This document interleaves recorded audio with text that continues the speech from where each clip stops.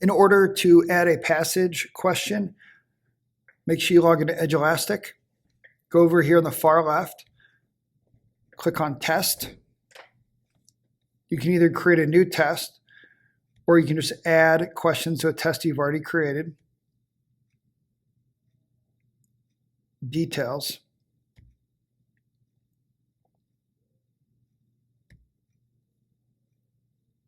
I accidentally already published this, so I have to click the edit button in order to add new items.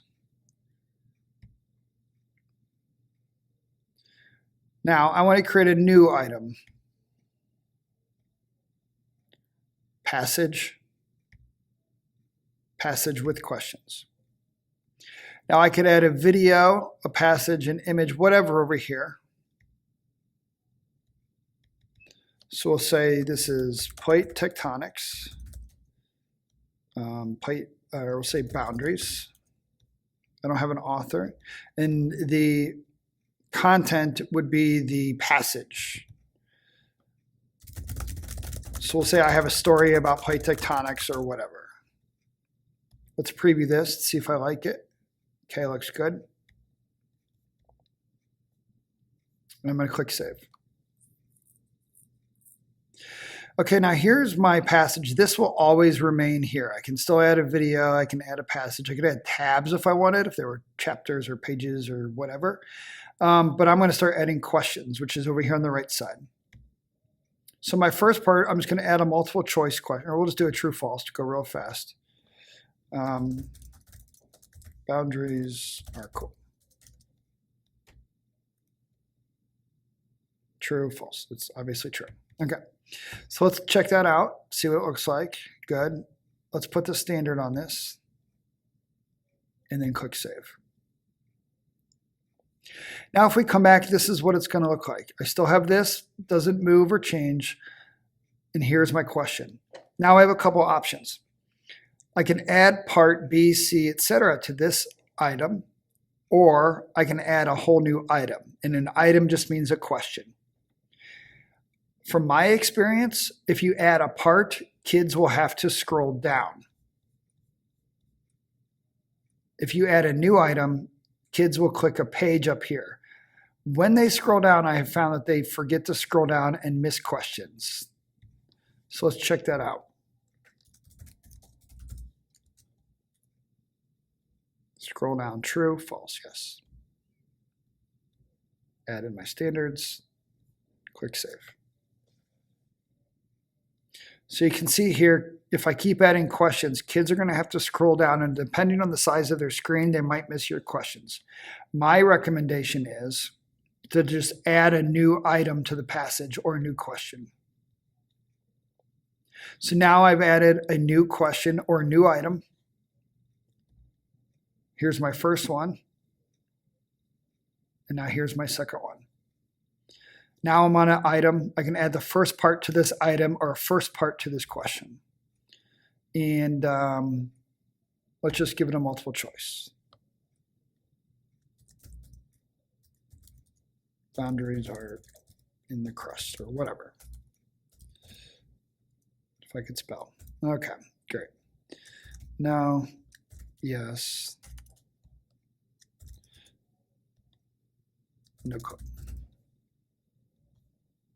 Correct answer is yes. Preview it, it looks good. Do the standards, click save. Okay, so now here's my question number 2. Here's question 1, or item 1 has 2 parts to it.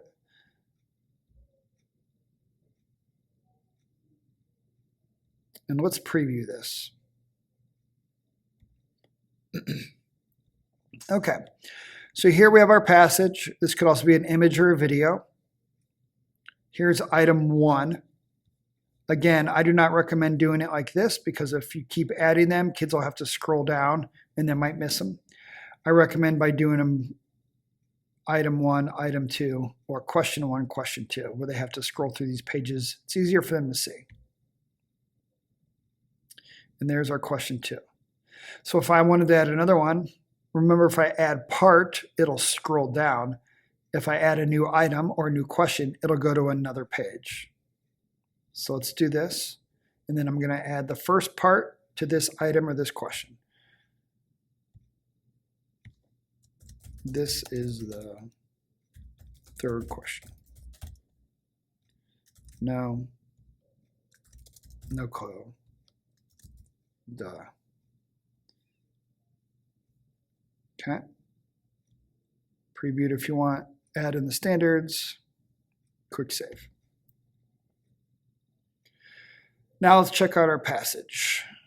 Let's preview it. Let's go back to question 1, the beginning, or item 1 as they call it. Still have our passage over here. Scroll down. This is part A, B, C. Or I can go from item 1 to item 2 to item 3, or question 1, question 2, question 3. Here's question 2. Here's question 3.